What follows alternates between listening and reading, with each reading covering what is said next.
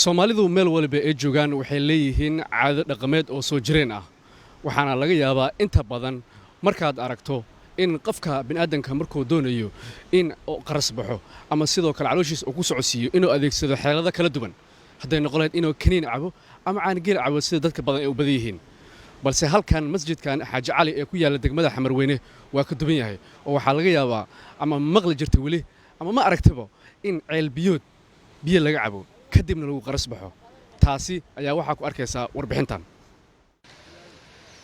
masjidka Xaaji Cali ee degmada Xamarweyne markii loo eego taariikh ahaan waa mid aad u fac weyn sida ay noo sheegeen dadweyne halkaas ku sugnaa gaar ahaan ka wareysanayay taariikhda masjidkan waxayna sidoo kale noo sheegeen masjidkan maqal ahaan iyo muuqaal ahaanba oo soo jiray xilli aad u fog taasoo dad badan ay ka faa'iideen masjidkan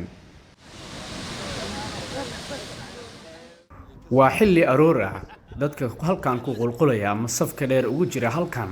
uma soo jarmaadin shaqo laakiin waxay u yimaadeen inay halkan ka helaan caafimaad sida ay sheegeen dadka halkan imaanaya waxay wataan oo aad arkaysaa inay hore u soo qaataan caagado yaryar oo faaruq ah si halkaasi ay u dhaansadaan biyaha ay halkan ka helayaan kadibna waxay ku qasayaan liin iyo raqay xoogaa kadibna ayagoo bilaabaya inay ruxlayaan inta ay qaras bixin ka hor taasi oo ay sheegeen in muhiimadda ay tahay in arintan ay sameeyaan si caafimaad ay u helaan masaajidkan waxa la dhahaa Xaaji Cali boqolaal sano ayuu dhisan yahay awowyaalkeena bari hore ayaa noo sheegay jireen saal ingaleeze iyo waxaan kale oo lagu qaras baxay ma yaqaanin bis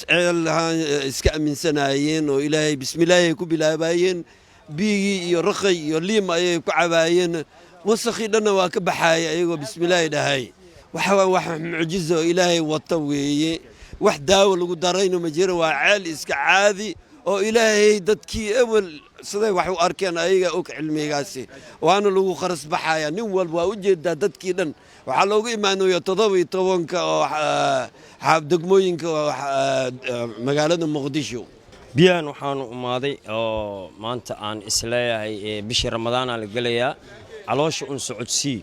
ayaan u umaaday in biyaan aan raqayga ku darsado kadibna aan caloosha socodsiiyo dadkaan oo dhan saasay u umaadaan bisha Ramadaanka oo kale markay soo dhawdahay oo kale waa la imaadayo caloosha lagu socodsiyaa 10 sano iyo ka badan ayaan biyahan caboyaa caafimaad waxa wiiligay kaniini iyo farmashi isbitaal iyo maad wax yar qandhay iyo waxa daan si dareen biyahan u soo carraa ilaahin daawo igu dara awowyaalsheena ayayalkeena kulli ayaa cabi jireen inta badan dadkii halkan ku arkay waxay ii sheegeen in mar waliba maalinta jimcaha ay soo booqdaan ceelkan balse bisha Shacbaan oo aan ku jirno ee ka duwan tahay bilaha kale maadaama loo diyaar garoobayo bisha barakeysan ee Ramadaan diyaar garowgaasi ayaa waxay sheegeen inay ka mid tahay ama qorshahooda oo yahay inay qaras baxaan si ay u faaruujiyaan caloosha ee si wanaagsan ugu diyaar garoogaan bisha barakeysan ee Ramadaan Cabdirashiid Maxamed Nuur Cabdirashka Universal TV Muqdisho